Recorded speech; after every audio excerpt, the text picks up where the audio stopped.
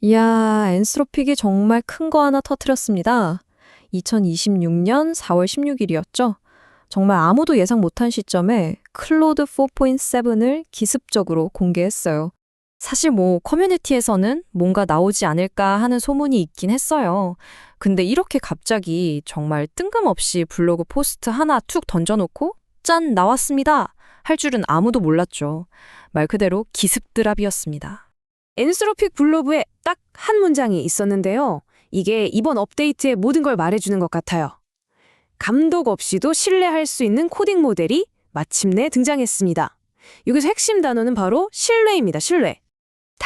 그럼 이제 제일 중요한 얘기를 해야겠죠? 우리한테 가장 중요한 거요. 그래서 가격은 얼마고 성능은 얼마나 좋아졌냐? 바로 이 두 가지 아니겠습니까? 우선 가장 놀라운 소식부터 알려드릴게요. 가격이요. 이렇게 성능이 어마어마하게 좋아졌는데도 가격은 이전 버전인 4.6이랑 똑같습니다. 단 1원도 오르지 않았어요. 자, 가격이 그대로인 건 알았고, 그럼 성능은요? 이걸 한번 보세요. 정말 말이 안 되는 수준의 성능 향상입니다. 특히 이 보안 침투 테스트 정확도를 보면 4.6이 54.5%였는데 4.7은 무려 98.5%입니다. 거의 2배 가까이 점프를 한 거죠. 이런 숫자가 좀 와닿지 않을 수도 있는데 실제 사용자인 노선의 평가를 들어보면 느낌이 확 옵니다. 진짜 팀원처럼 느껴진다. 와, 엄청난 칭찬이죠? 단순한 코딩 도우미가 아니라 등을 맡길 수 있는 동료가 됐다는 뜻이니까요. 이건 그냥 코드를 좀 더 잘 짠다 이런 수준의 얘기가 아니에요. AI랑 일하는 방식 자체가 완전히 바뀌고 있다는 신호탄 같은 겁니다. 좋습니다. 그럼 엔스로픽이 공식적으로 우리 이번에 이거 4가지 확실하게 바꿨습니다 하고 발표한 핵심 개선 사항들을 하나씩 자세히 뜯어보겠습니다. 첫 번째, 지시사항을 기가 막히게 잘 따릅니다. 근데 이게 마냥 좋기만 한 건 아닐 수도 있어요. 양날의 검 같은 거죠. 왜냐하면 예전 모델은 좀 대충 알아듣고 유연하게 처리해주던 걸 이제는 너무 칼같이 문자 그대로 따르거든요.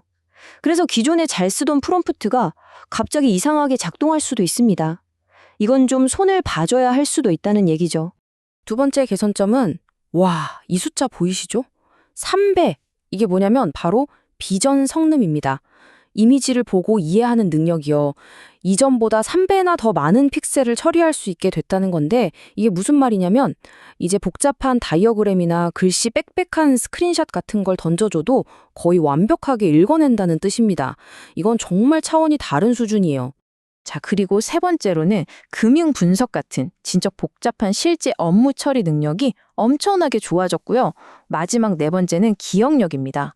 대화를 길게 이어가도 예전 대화 내용을 까먹지 않도록 이 파일 시스템 기반 메모리가 개선됐어요. 더 똑똑하게 맥락을 기억한다는 거죠. 바로 이 네 가지가 핵심입니다. 자, 모델만 이렇게 좋아지면 섭섭하죠?